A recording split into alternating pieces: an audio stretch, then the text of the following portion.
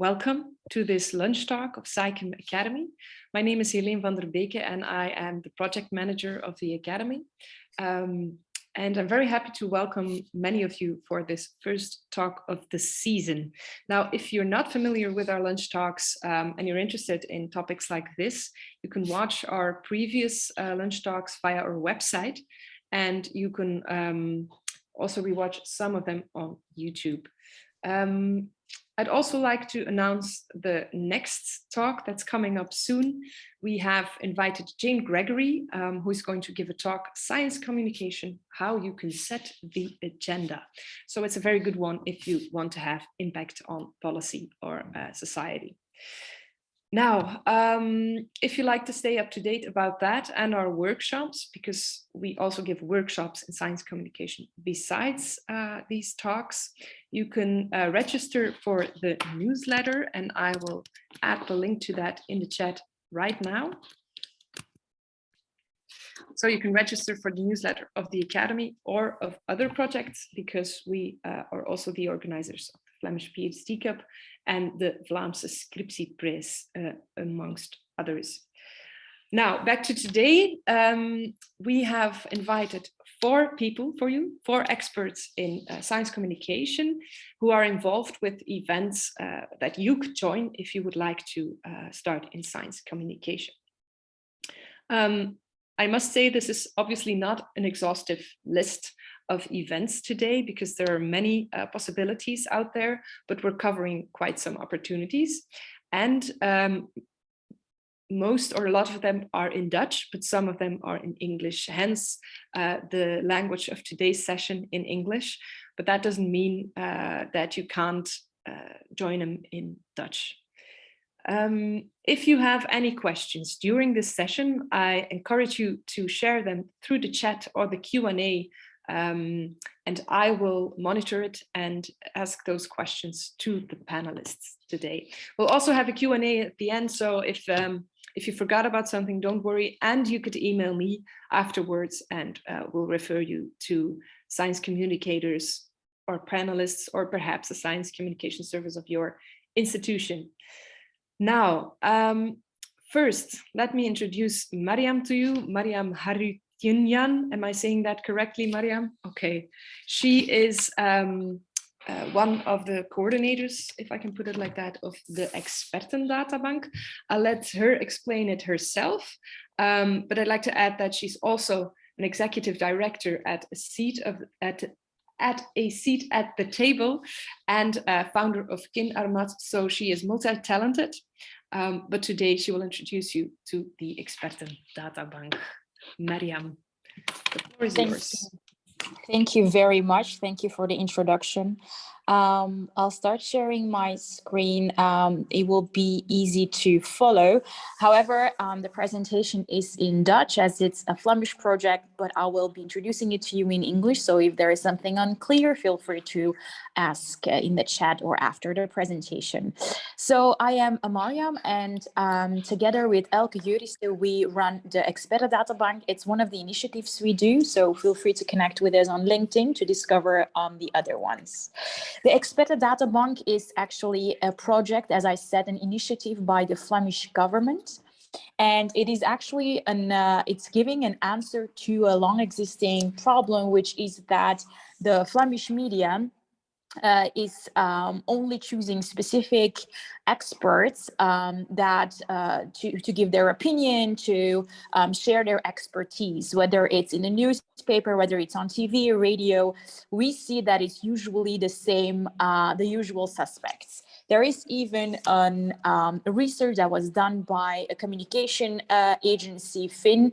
This was research done in 2019, where obviously the analysis showed they looked at who appears in the media, how many times, and it became clear that most in the top 10 were the usual suspects who appeared more than 300 times in a year in the media, when it's about economy, when it's about education, when it's about work, the labor market. It was always the same people. And in the top 10, you could see that it's mostly men. There are only 2 women in it and 1 with the different colors. So it's looking at this problem that there is always the same people in the media. The Expertendatabank or Flemish government thought we need to do something about that. And the mission of the Expertendatabank is as clear as it is. It's bringing new voices, diverse experts in the media by allowing them to create a profile on the Expertendatabank website where you can be visible by creating a profile so that journalists and content creators can browse through the website and actually select diverse voices, new voices on the platform. It's also to connect you with journalists and to help experts become experts in media. So that is the overall mission, to have more diversity in the media, more women in media, more people of color in the media, people with a disability. So in the broad sense of the word diversity. Now, how the Expertendatabank does it, I have here a short video of 1 minute that will explain it to you. It's in Dutch, but I will recap it afterwards in English as well. So Helene, if you please could share the video. Experten zijn overal. Yeah. Op tv, radio, in de kranten en in sociale media. Zo komen er veel meningen aan bod. Alleen zijn de meest zichtbare stemmen helemaal niet zo divers. Vrouwen zijn de helft van de bevolking. Maar lang niet de helft van experten in de media zijn vrouwen.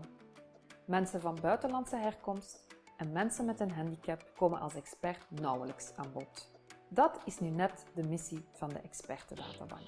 Meer diverse experten zichtbaar maken en ze in contact brengen met journalisten en contentmakers. Heb jij kennis van zaken over een bepaald thema en deel je die graag met een breed publiek? Voldoe je aan minstens 3 van de 7 criteria voor deze diverse databank van experten? Dan maken wij je graag zichtbaar voor journalisten in Vlaanderen die op zoek zijn naar jouw expertise. Schrijf je nu in. Je krijgt dan meteen toegang tot onze gratis mini-mediatraining. In 5 stappen leer je hoe je kennis best deelt in de media. Een expert ben je al, een expert in de media kan je worden. Of ben je op zoek naar een expert? Doe dan een beroep op één van onze diverse stemmen. De Expertendatabank. Samen tegen stereotypes en voor meer inclusieve beeldvorming. Doe ook mee. Thank you very much. So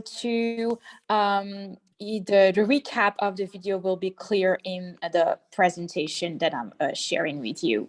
So the 3 main things that we actually do with the Expertendatabank is to make sure that there is a large pool of experts available on the platform.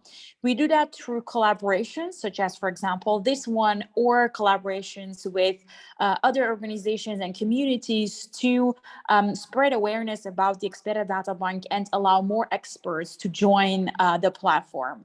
So one is making sure that there is a large pool of experts where journalists and other content creators can browse through. The second main theme, main pillar is we make sure, or actually we kind of guide experts in a way to become an expert in the media. And then we do through the mini media training that you saw in the video, for example. So once you register on the platform, you have access to a mini media training where in 10 minutes, we explain the main things you should know if you want to connect your expertise with the themes that are occurring in media and have access to be published in a way. That's the second thing. It's the supportive role that we have. The third thing that we do is also connecting people, experts, with journalists. We do that through our meetups, which I will explain a little bit more about later. So 3 main pillars is making sure that a lot of people have access to it and create profiles. So we have a large pool, supporting the experts and connecting them with journalists and content creators. What we do through social media is also enhancing your visibility. So once you create a profile on the Expertendatabank, and if in a certain week your expertise is in the debate or is highly talked about topic, then we will also share your visual that we create for free and post it on our platforms, being on Instagram, LinkedIn, Facebook, but also, of course, Twitter, as that's where journalists are searching for experts. So besides the tips that we share, besides extra knowledge that we share, we also announce our meetups and webinars on our social media platform. And also we make sure that weekly people who have an expertise that is in high talked about topic, that they also are shared on our social media.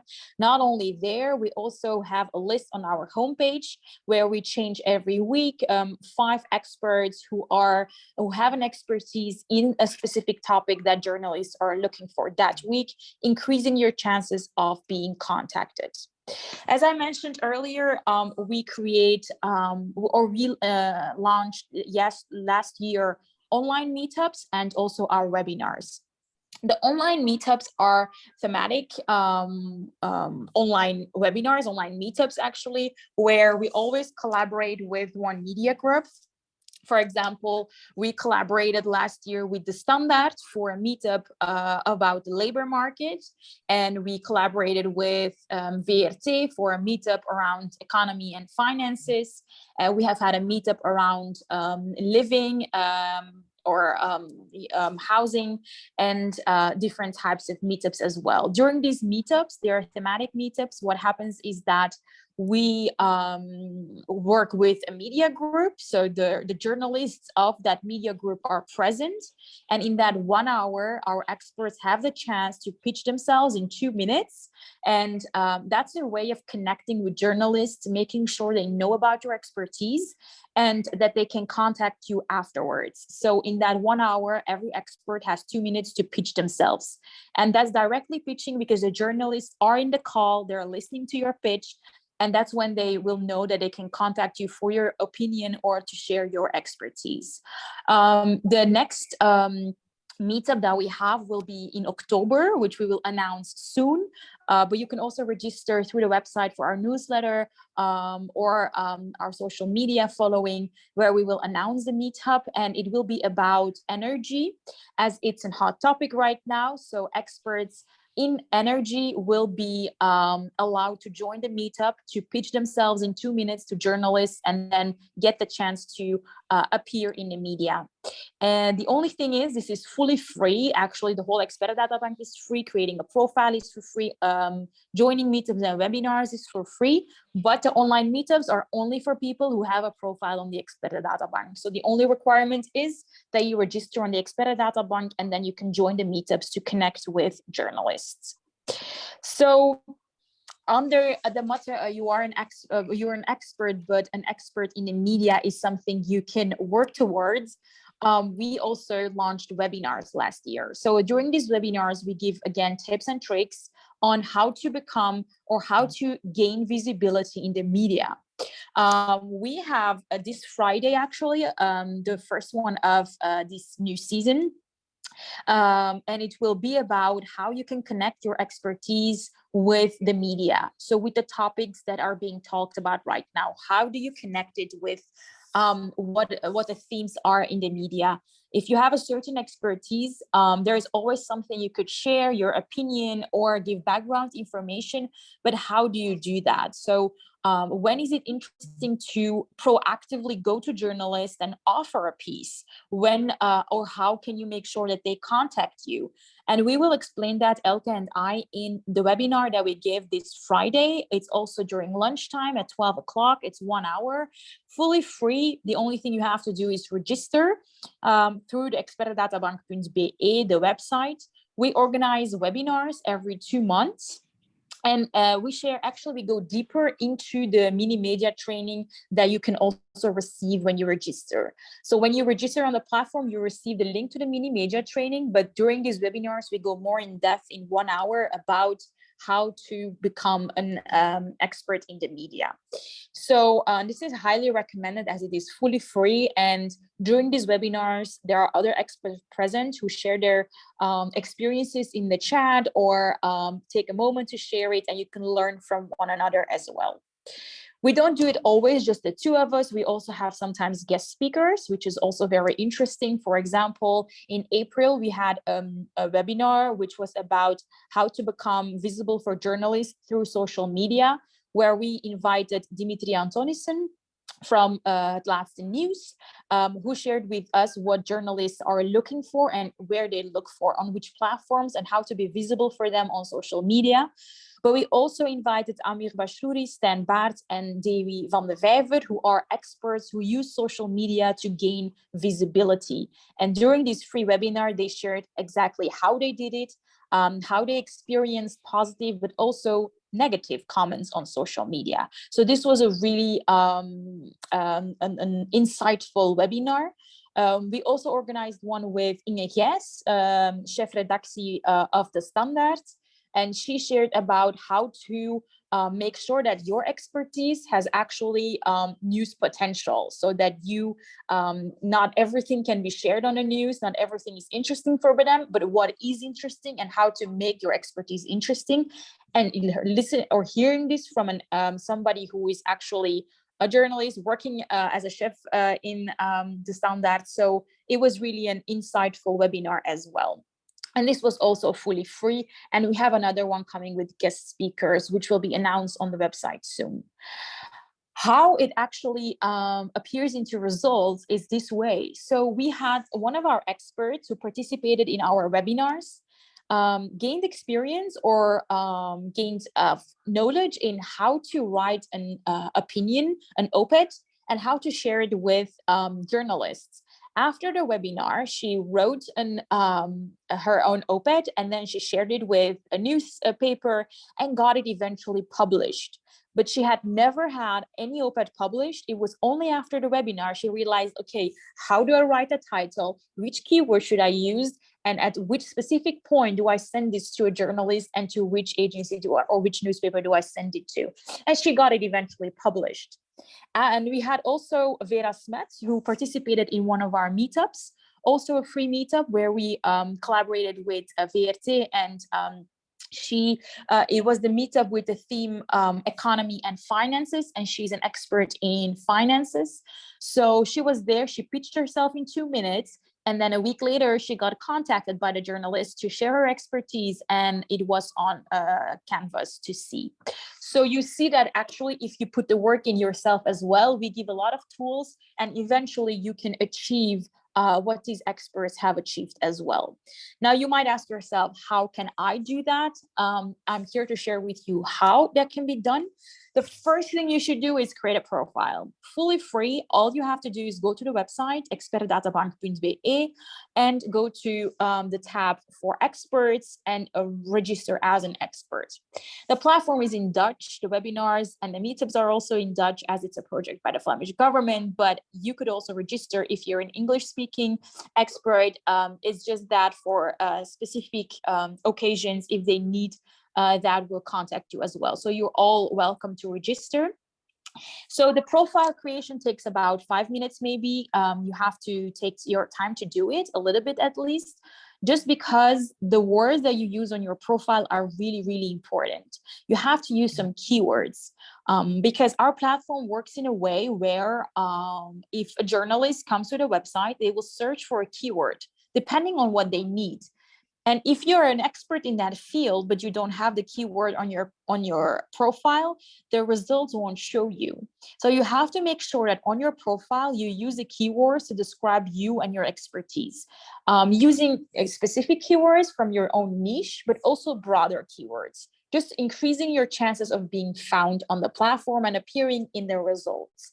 That's one of the big tips that I can give you, just creating the profile and adding specific keywords on that profile. When you create the profile, it will give you also a video on how to create your CV video. This is interesting if, let's say, a journalist is looking for someone for TV or radio, and to hear immediately if you can explain your expertise in short sentences, and explain it very well orally, for example. So that's an interesting way for them to hear it. Is it obligatory? No, you don't have to create a CV video. It's just highly recommended. But you can also choose to create a profile without a video. Don't let it hold you back. Once you create a profile, as I mentioned earlier, you will get a link in your mailbox, and that link will send you to our mini media training, where in 10 minutes we explain how you can improve your visibility, how you can create an op-ed, all of the things that I've mentioned, but just in a very short version, compact in 10 minutes. So, okay, you have created a profile, and you have to make sure that you're visible using the keywords. But it's not because you created a profile and you've used the right keywords that tomorrow you will have calls from 5 different journalists. It requires also a bit of work. It's not a lot that you have to do, but for example, attending a webinar to know how to do it, attending a meetup so you can connect with journalists. It's really, really, really important if you want to appear in the media that you have some connections as well. And we bring them to you. All you have to do is just attend them and connect with them afterwards. Proactively reaching to journalists, using social media, writing an op-ed, that's how you can achieve visibility. So we really just want to help you achieve, succeed in that. In short, I recommend you to create that profile, but also to attend, for example, the webinar on Friday, attend the meetups that we have in place for you. And I think that's all I have to say about the Expertendatabank, about the effort that we've been doing. This is already the 2nd year that Elke and I have been doing. So if you have any ideas, suggestions, we're always open to hear. I would look forward to answering questions if there are any. Thank you very much. Thank you, Mariam. I haven't seen any questions in the Q&A yet, but I have one quick question. If you make a profile on the Expertendatabank, can you easily choose what you want to do and what not, for example? For like, I want to react for an online written article, but not for the radio. Yes, of course. So you can indeed choose. I would prefer to be contacted by only for radio, or I don't want to be, but if it's for a newspaper where I don't have to do the talking myself, but I want to share my expertise, you can do that as well. It's also an interesting question because sometimes you just don't want to appear in the media, as in you don't want your face there or picture there, but you want to be contacted to give background information, to build a case, for example. That's also when journalists can look for you. So there are multiple ways of being connected and giving or spreading your expertise with a larger audience. Okay, thank you so much. If people's, now I see some questions. We'll keep that for the Q&A because it's really about the effectiveness of the platform. So it might be interesting to have a group discussion about that. But thank you very much for those questions. I'll follow up on them. Now I want to invite Toon Verlinden. He is one of the organizers of Nerdland Festival, but he will also tell you about the Wetenschapsbattle, which is an event in which you as a researcher have to present for kids. So very diverse initiatives, and Toon, I'll let you do the talking. Yeah, hi everyone. Welcome and thanks for being here. I will talk to you a little bit about the Nerdland Festival and the Wetenschapsbattle, or the Battle of the Scientists, as it is called in English. I'm also going to get up some slides, but I'm mainly going to show you some pictures so you get a good idea of what the Nerdland Festival is, if you want to participate in there, and if so, how you do that. So I will share my screen as well. This is the Nerdland Festival in 2022. It's the biggest open air science festival. That's what we say. I hope it's true. We had 13,000 people joining. So it's really a festival like you think a festival is. You have tents, you have food trucks, you have things to do. So yeah, we have big tents where you can get like 1,800 people in. That will be maybe be bigger next year, 2,000 maybe even bigger. And you get a lot of people there. Yeah, a lot of enthusiast people who really are interested in science, who want to know more about how the world works. Now, there are also smaller venues. We have also smaller tents of, let's say, 100 people, 150 people, 250 people as well. Yeah. So if you want to stand on a stage, if you want to present about your research, this is a spot where you can do that. Now, it's not only about presenting on the festival, it's also about showing things and doing things. So it's also very well possible that you organize, let's say, a booth, yeah, or that your university has a booth over there and that you can show things. We aim for adults and for children. It's a very mixed audience.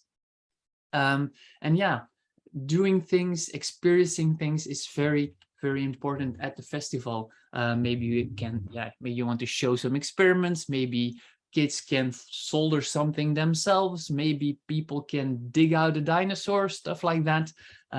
It's all very well possible. So there's a lot to do at the Nerdland Festival. And you might be thinking, yeah, okay, I've seen a picture of a big tent with 1,800 people, and I saw Lieve and Scherre there. And of course, people are going for that person because everybody knows that face. Yeah, but I'm going to stop my share for a moment. That's true, but you have to keep in mind everything is interesting. Also, your research. I was walking around at the festival in 2022, and there was a tent, and it was filled to the brim. People were standing outside and were trying to watch over the shoulders of other people. And as I was looking in the program, like, okay, what lecture is going on right now? It was a lecture about sewage and sewers. And it was full to the brim, the tent, yeah. Another example is we had a tent for 600 people. It was filled for a lecture on annual rings in trees, about dendrochronology. What a word, yeah, like the science of trees, 600 people. So every research is interesting if you bring it in a good way. We also train most of the people over there who stands on the stage with the floor is yours. We give people a training, we give some feedback, some tips and tricks on how to perform on the stage. We also help people on set up, I don't know, a nice experiment and a nice experience on in the festival itself. Yeah, so it's very valuable. This year it will be the 27th and the 28th of May. We also have an evening on the 26th, but that's something else. So 27th and 28th of May, that's when we have the big festival. You're all welcome to join if you want to, as a visitor, of course, always welcome to buy a ticket and as a visitor. But if you want to participate in the program, that's possible as well. It's not open now yet, but in October, November, we will launch a call for proposals. So if you want to participate as a speaker or as someone who has something to show or to share in a booth or with his organization, that's possible. Yeah. So then please sign in to that call for proposal. You can be up to date for that call of proposal if you sign in for the newsletter via the website nerdlandfestival.be or via our social media. Yeah, so follow that. By the way, it's possible for Dutch and English speaking people. Most of the presentations are in Dutch, but there are also some presentations in English. And especially for the activities and stuff like that, typically if you have like a Dutch colleague or a lot of people over there speak English as well. A lot of visitors speak English as well. So there are possibilities over there as well. So yeah, that's the Nerdland Festival, big festival, all welcome to join as a visitor or in the program. I have to say for the program, we get a lot of people who send in proposals. If you get 400 proposals, we can't put everyone on a stage. Yeah, so we always need to select a little bit on what we can and what we cannot do. But it's really it's like Rockwerchter of the science festivals. So be there. The other thing I want to talk about is the science battle, right? The battle of the scientists or the wetenschapsbattle. For the moment, that's in Dutch. Yeah. We also sometimes organize it in English. We also sometimes organize it in English, but this year it will be in Dutch. Now, what is the science battle or the battle of the scientist or the wetenschapsbattle? What is it? I will share my screen again. This is still Nerdland Festival. This is Battle of the Scientists.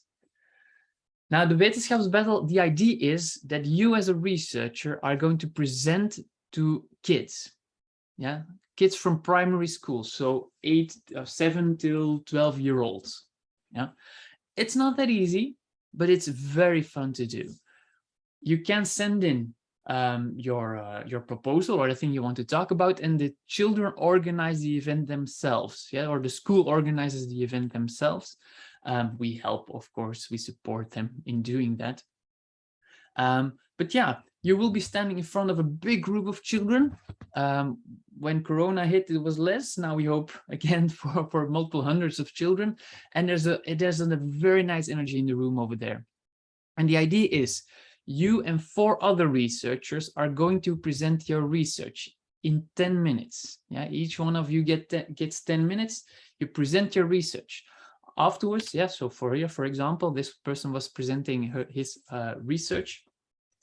And then there will be a jury of kids who will ask you questions and who can be brutally honest in analyzing your presentation.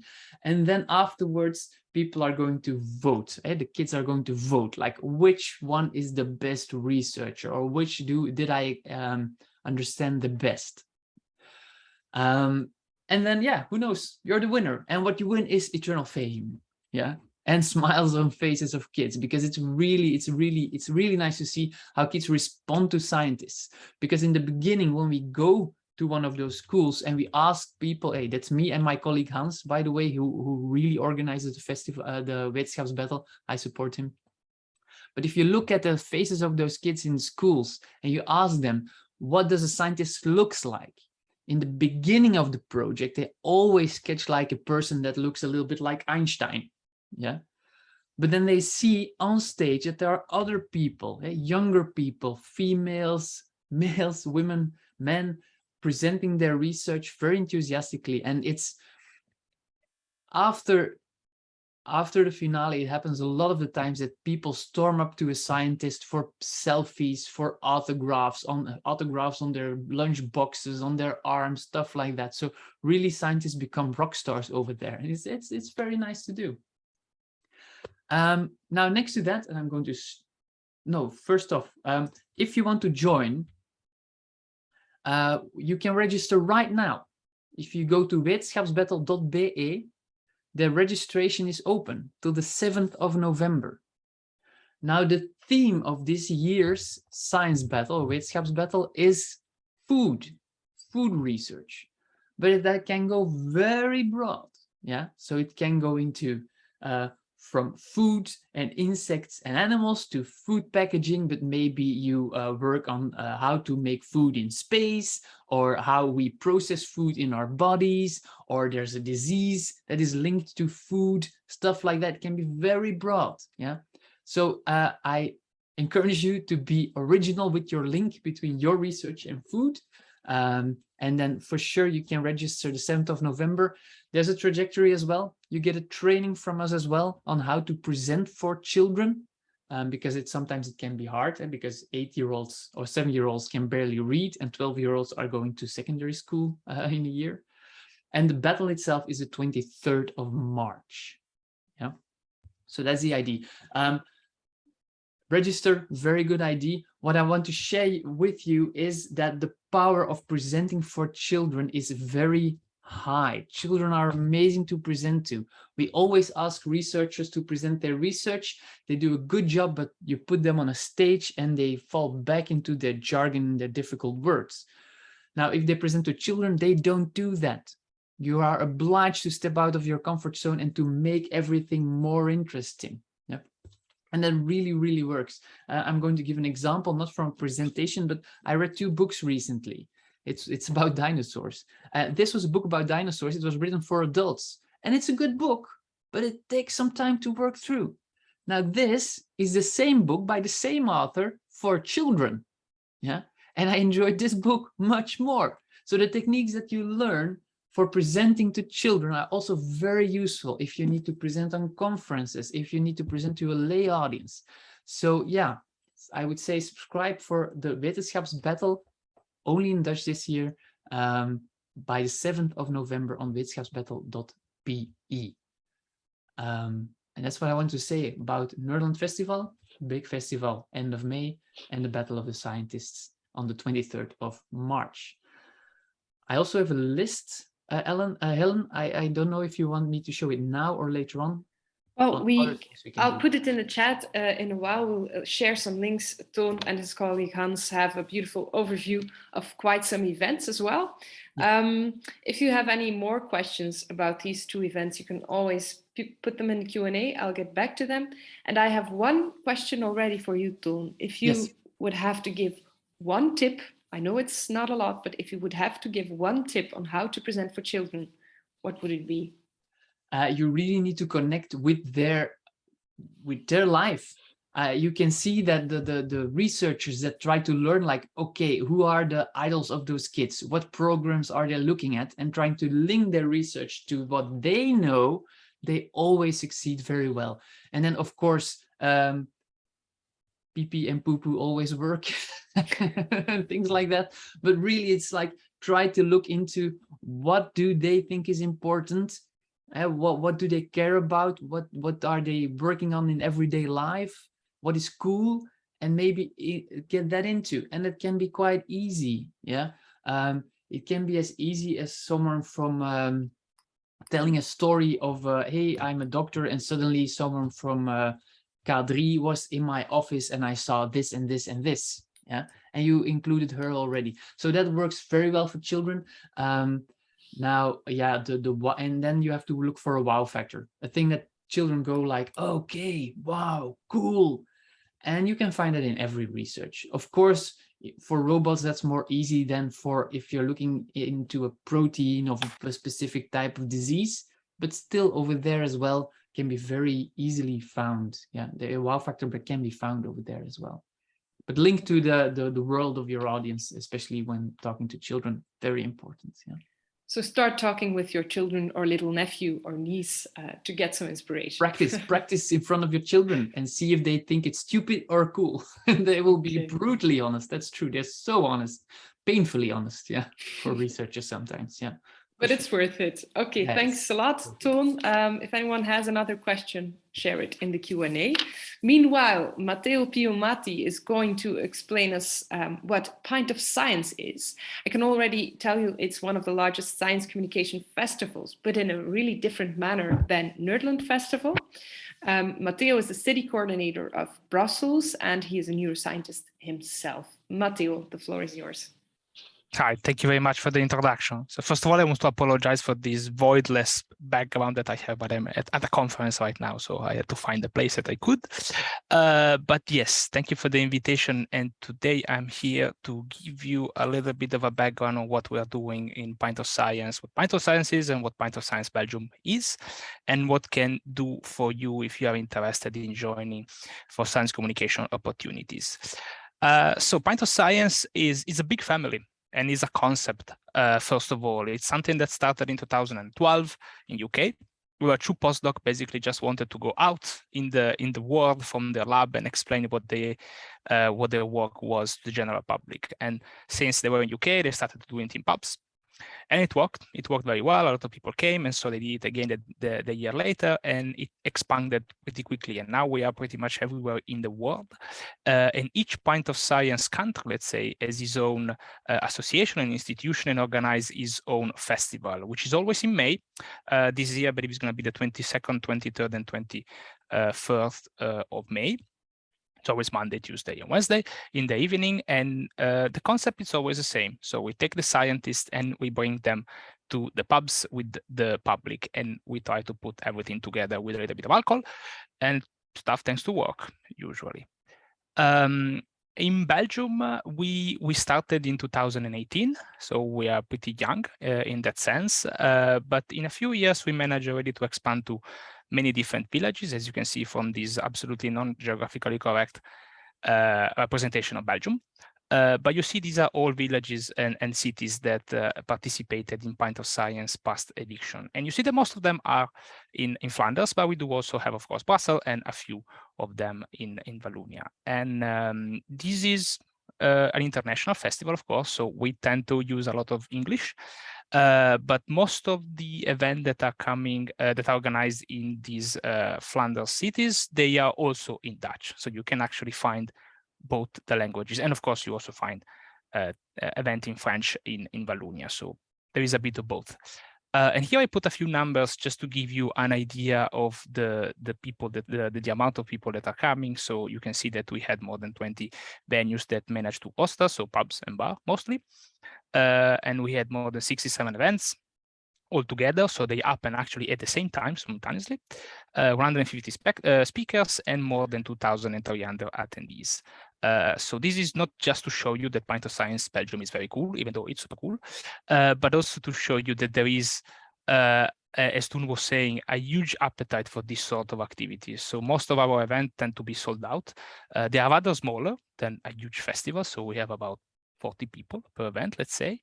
But they're very often sold out. So it means that there is a lot of people that is interested to hear what the researcher says to say. So if your concern is that maybe what you are doing, it might not be that interesting for someone, well, probably you're wrong, meaning that there is always someone that is interested in what you are doing. Probably there is at least 50 people that are interested in what you are doing in Belgium. So if you are interested in that, you should definitely go for it. And in Pint of Science, we really try to talk about everything as much as possible in terms of science. So we have topics, let's say. So we always organize our events in topics that are divided in categories. So we have here, for example, you see Beautiful Mind is your typical neuroscience. So you have neuroscience, you have psychology and psychiatry event. You have physics, chemistry, astronomy, astrophysics, biology. So the more, let's say, STEM disciplines. But we also have events, for example, our society. So, for example, on history, on politics. In Brussels, of course, it tends to work also quite well because of the commission. But we also have topics where that goes towards the interaction between art and science. So this is just to tell you that whatever is the focus that you have in your research, it's something that we are always interested to hear about and to bring in our festival. And the type of event, it's always the same. So the structure is very simple. You can see it here on the slide. We have always an introduction from one of us, one of our volunteer. Then there is a first talk of about 20 minutes. And then there is about 5-10 minutes for the Q&A, then an activity that is organized again by volunteer from Pint of Science, and then a second talk from a second researchers, again 20 minutes plus 5 to 10. And then it's always nice if the researchers can stay at the end of the presentation just to chat and discuss with people in the pubs, and it's something that, again, works quite very well.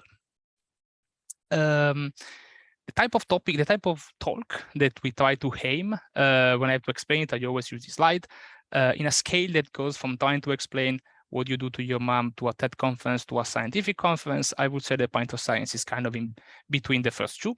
So you want to aim for something that is still scientifically accurate, but the accessibility of your talk is really what is very important in this sort of event. And the team of Pint of Science, now we have actually quite a lot of experience in that, is there, of course, to support you, so we can really help you and train you a little bit on the slide and on the presentation, so that is also as much as engaging as possible for the audience. Here you see a few pictures of how actually Pint of Science look like. So it's really an informal situation. So you can imagine the pub or the cafe in which you went last weekend. There's a scientist there, and it just explains you what he does or what she does. And then you can interact, ask questions in any moment as you prefer. So if you would like to be involved somehow, there are different options. You can find everything, all the information on our website, which is pintofscience.be. The easiest thing, if you are, if you want to be a speaker, we have actually a form that you can fill, a Google form you can fill on our website, where you can actually tell us that you are interested, which is your topic, what you would like to do. And we always try to pick people from that specific list when we organize our festival. But you can also be involved as a volunteer, for example. This is also a nice way to enter in the world of science communication. Maybe if you're not totally sure if you would like it or not, this is also another option. Again, you can find it on our website. You can just tell us that you are interested in that and the cities in which you are interested. Or more in general, you can also contact me, or we have the official email of Pint of Science, and we can give you all the information that you might need. And that's it. I probably forgot 1,000 things, but that's pretty much Pint of Science in a nutshell. Thank you, Matteo. And thank you for doing this, even though you're on a conference. I was just wondering, could you explain? It's in different languages, right? It's in Dutch, English, and French, these events, right? How does that, can you choose which language you want to do, and does it depend on the event, or how does that work? Yeah, so usually the single event manager organizes the event by themselves, so they decide if it's in which language it is. We decide beforehand. So, for example, the event that takes place in Flanders, they are mostly in Dutch, indeed, because it's the language that is spoken by most people. When you say that you are interested on our Google form, you can specify if there is one language that you would prefer to speak. And then we try to fit you. Depends where you are. I mean, the good thing of Belgium is that it's so small that even if you are living in Flanders, you can actually go and make a talk somewhere else. But there is always a possibility to move around. So we have an event in all the 3 languages, and so there is a possibility to do it wherever you feel more comfortable. Okay, thank you. We'll also share the link to the form in our follow-up email. So don't worry if you didn't have the time to write it down. Now, as for our last speaker, she is Anne van der Jeugd, and she is a neurobiologist herself, but she is also chairwoman of Belgian Women in Science, and that's why we invited her in the first place. But she also has been doing science communication on different platforms herself, as a columnist at EOS Magazine, for example, and she also has been awarded the Year Prize for Science Communication. Anne will tell you about an event from BeWise and a couple of other things. Anne, please. Yes, I will take this try to share my screen again. Sorry. Yes, that's it.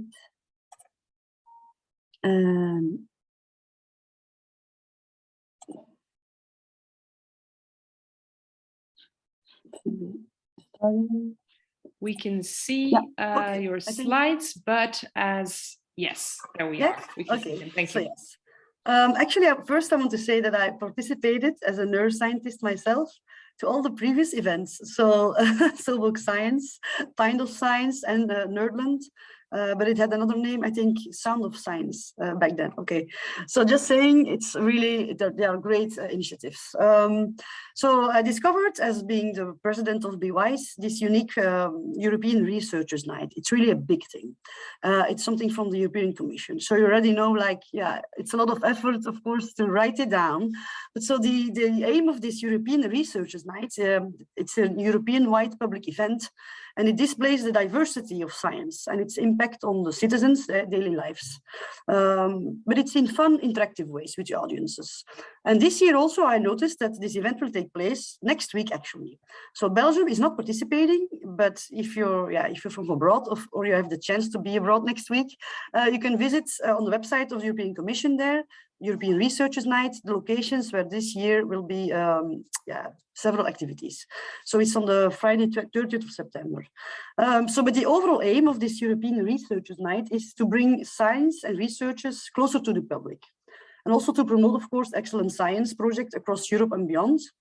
And by this way, increasing the interest of young people in science and research careers. This is the aim of the European Commission. This is done by showcasing the impact of researchers' work on the people's daily life. So it's really an interesting thing. And it was 2 years ago during the Christmas holidays, together with my board, that we wrote this application. So it's every 2 years. So this year is now being held next week. So the next call will be, unfortunately, in a year and a half. So, but we're still already, we started working on a next proposal. So in the end slide, you will see, if you're interested in participating, how you can join us. In overall, the European Researcher Night is hosted in several countries, and over 1 million people visit those events. So it's really a big thing. Our event was in Brussels, you will see it later, and we had over 400 people participating. It's only one day, so keep in mind, it's called European Researchers Night, so a little thing you can do on Friday evening. But of course, yeah, since children are not really, can stay up at late at night. So the most activities are done on Thursday, on the Saturday after this Friday, European Research Night. So the thing is that you have to organize several things. So it can be workshops, interactive things. I will show a movie later on. Experiments, game, quizzes, competitions, exhibitions, other things. And it has to be done in Belgium, of course. If you're participating as an organization, it can be a research institute. So we BeWise are an NGO, a non-profit organization. So that's also possible to be the coordinator.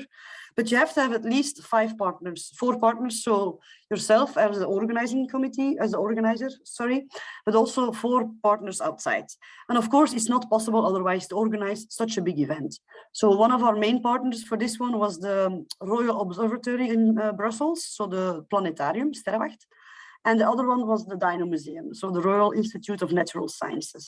Those were the 2 locations where we held our activities, but we also had other partners there, and very important partners that are known to work with children, and also children from, let's say, minorities, children that otherwise would not be in contact with science.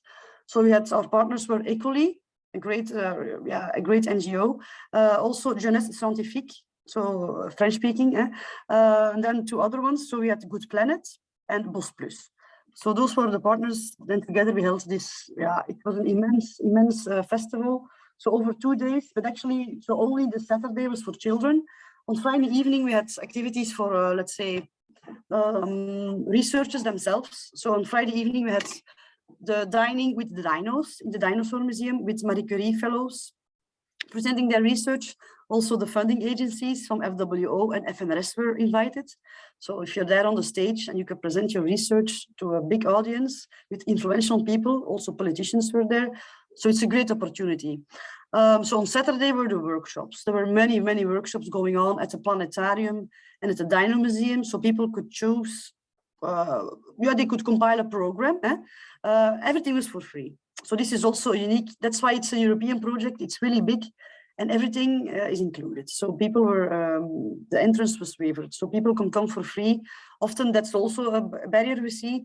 I'm not saying that festivals should be free, but for this case, it was, we had people there attending who otherwise would not be possible. Otherwise, I think it's €7 entrance to the museum. If you have like 2 or 3 children, it's a very expensive thing. So this is a unique thing for Wise Night. It was completely for free. I will show you then a movie. So this is a few things that we did. We recorded some movies from our researchers as a trailer in advance, but also now you can still look at them on our YouTube channel. So we had 30 movies made of our researchers participating in this event. So as a volunteer, of course. So we had Almer here in English, but we also had French-speaking and Dutch-speaking scientists in Belgium. So everybody's welcome to present their research and to participate. Besides the videos, we also had portraits taken. Since we are BeWise, we focused on women, but also next edition, of course, we will also focus on, so everybody can participate. We're not now only including female researchers, but also men, of course. But for this first event, we chose particularly for female researchers to be on the top. So we had podcasts also. So you can visit those also on the website of WiseNight.eu. So podcasts also from the researchers who participated. Some names will be familiar there. There's a lot of things still there, but we're updating it soon with our new batch of researchers. So then we have this excellent after movie. And then finally, the final slide is this request for you. If you're a scientist, you can contact BeWise if you want to participate in the next few ideas already, but I still have to have let's say a brainstorm and a writing retreat to finalize everything and put in place. But the topic I would like to submit next call is When Science Meets Art, Star Night. So thank you. And please reach out to us if you want to participate in the next Wise Night event. Thank you so much, and all other panelists for explaining what your event is all about. Let me make a quick recap. We've seen some events and platforms for different audiences. You can get in touch with the media directly via the Expertendatabank, and we advise you to be present on social media. And definitely, a tip from SciComm Academy, do not forget to pick up your phone once you are on the platform. But we've seen the Wetenschapsbattle, for example, as well, an event for children. We also have some other tips. For example, your own university might be involved in the Kinderuniversiteit, in which you don't have a competition, but in which you can also present to children. And like Pint of Science, there's also events at universities of applied sciences, at the Wetenschapscafé, for example. But we'll give you an overview of a lot of those events and some links in the follow-up email.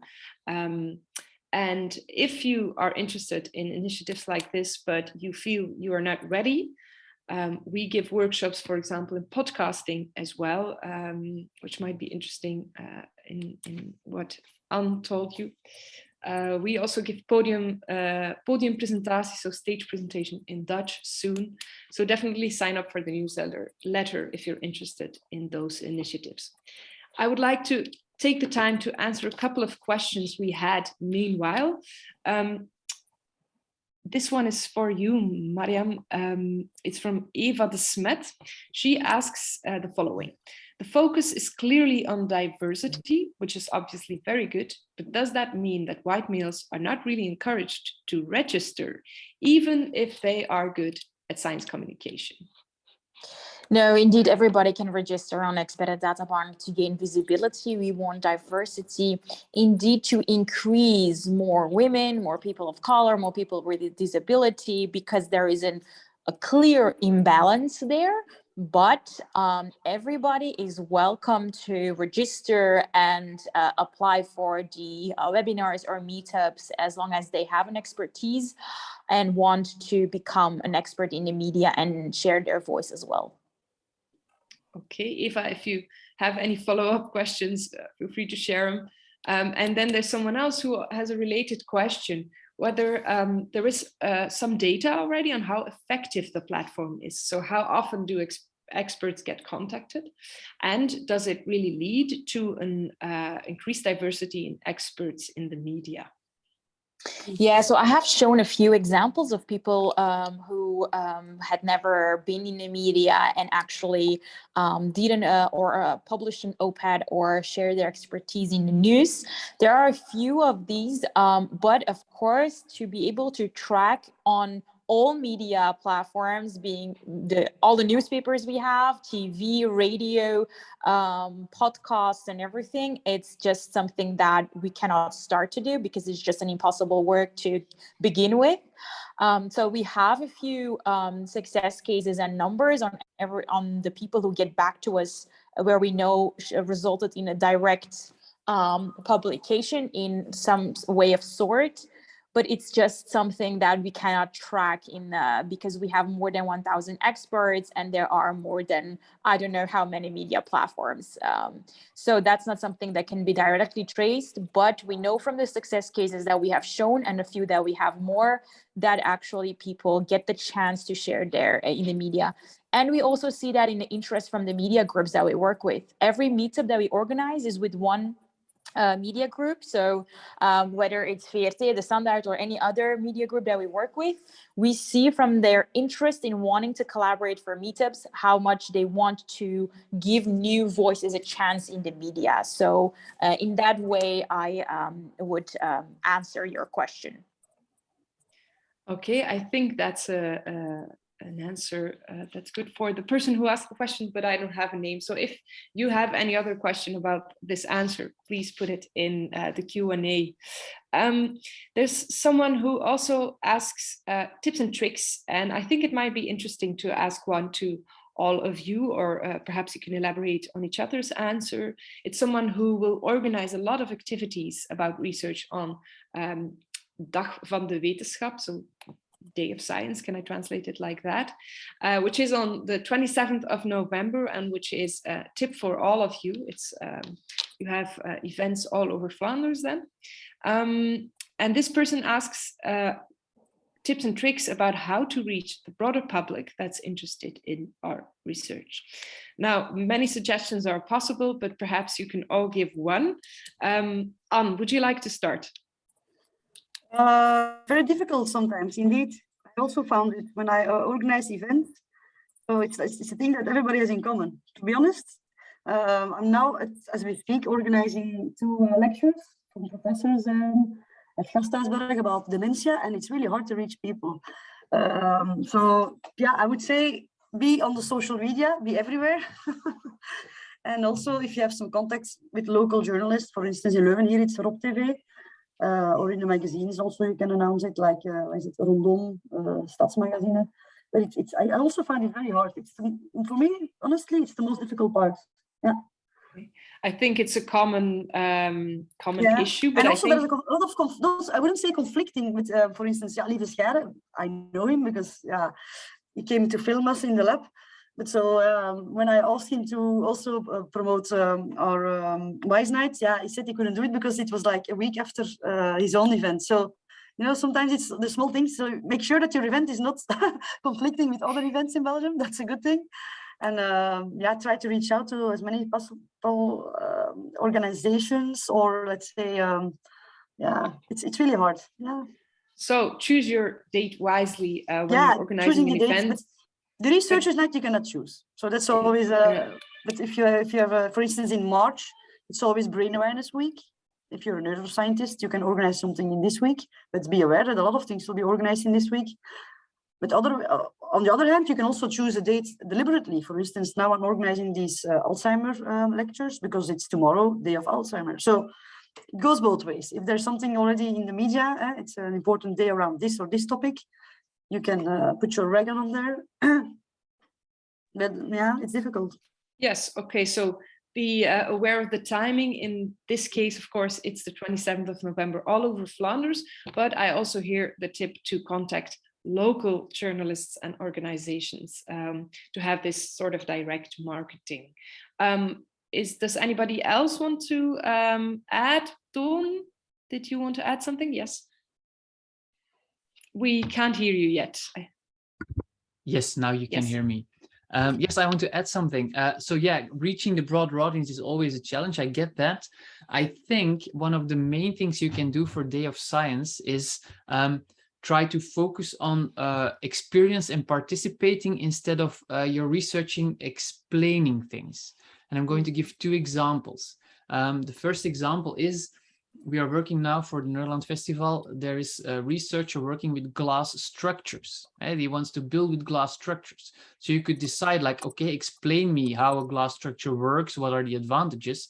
Or, and that's what we're going to try to do, you can try to build like a climbing wall out of a glass structure and have people climb it.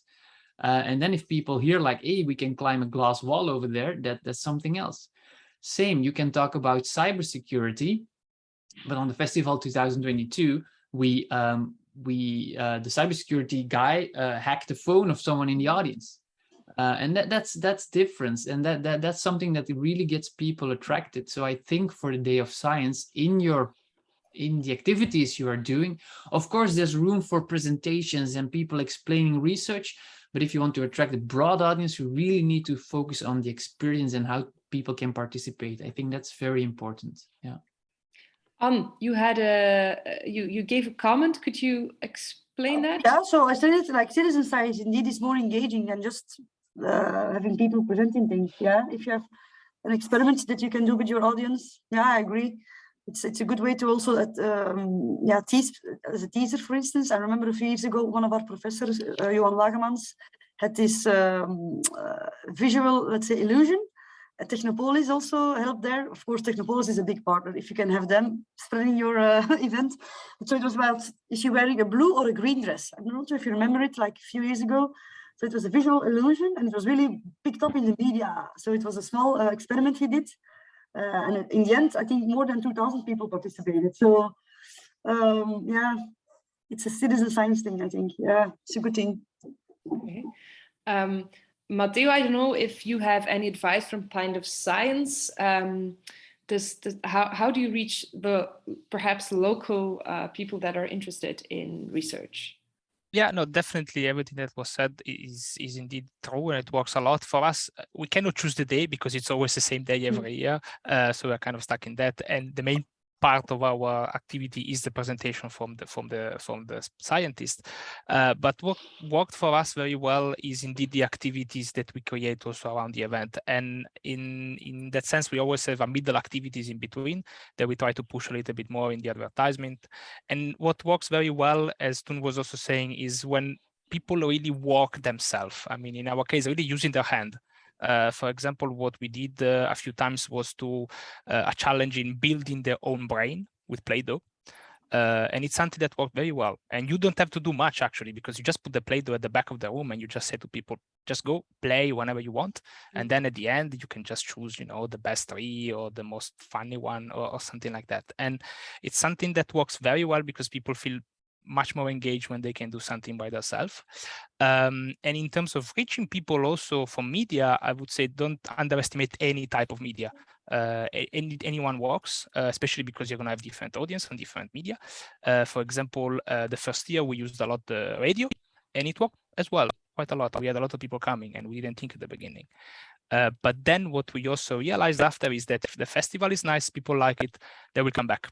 There was already a lot of mouth-to-mouth expansion, let's say, of the news. So if what you're doing works, people will come for sure. Mariam, do you have anything you would like to add with your experience from Expertendatabank?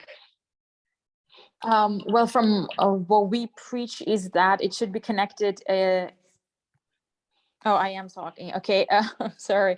That it should be connected with the media in some way or another to get that high coverage. So we mostly are from the parts of promoting individuals with their expertise, making sure that you know what is a hot topic at this moment to be able to jump on a conversation or a debate. And you can even do that if it's an event or something, just to make sure that if there is a debate going on, if there is a conversation going on, just jump in the conversation and talk about that specific event or whatever you're trying to promote and the topic that is relevant in that case. So it's in line with what you would do as an individual, jumping on a conversation that is already happening to gain visibility. It's something you can do also to promote certain initiatives. Okay, thank all of you for that answer. We don't have any more questions in the Q&A right now. If anybody still has a question, this is the time. But if you have a question later on, don't worry, you can get in touch with us and we will get you in touch with the panelists. In addition, you can register for the newsletter with the link above. And as promised, there's also this overview from Toon and his colleague that I just shared in the chat as well. Someone said it would be very good if this lunch talk would be available as a recorded video. So there's good news, it will. And you will get the link in the follow-up email during the following days. It will be launched on YouTube and we will also put it on our website. So don't worry, you can get back to the video, but you can also use the links that we will send you. And if you're interested, we also have a talk. This might be interesting because of what Mariam said. In December, we will also have a talk about writing a good opinion piece as an expert and also how to deal with possible issues you get from that as a researcher. So that might be a tip. There is one more question. We will end with it, and it says, how can you become a science communicator as a job, that is, rather than a scientist that communicates from time to time on events?